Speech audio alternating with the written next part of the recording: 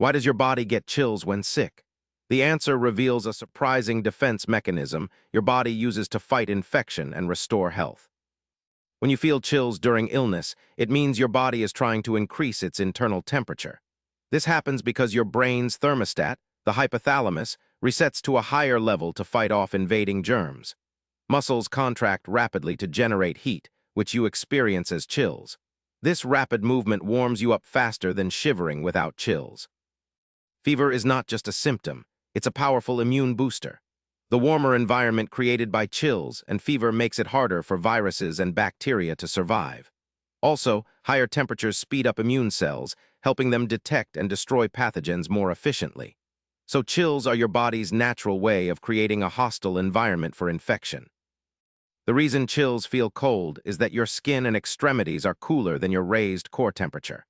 Blood vessels tighten to conserve heat inside, reducing blood flow to your skin. This makes your skin cold and causes the chills sensation. So the chills are a sign your body is working hard to warm itself up from within. So the next time you get chills when sick, remember they are your body's amazing defense strategy to fight infection. Your muscles shake to raise your temperature, boosting your immune system and slowing germs. Hit subscribe for daily answers to questions you didn't know you had.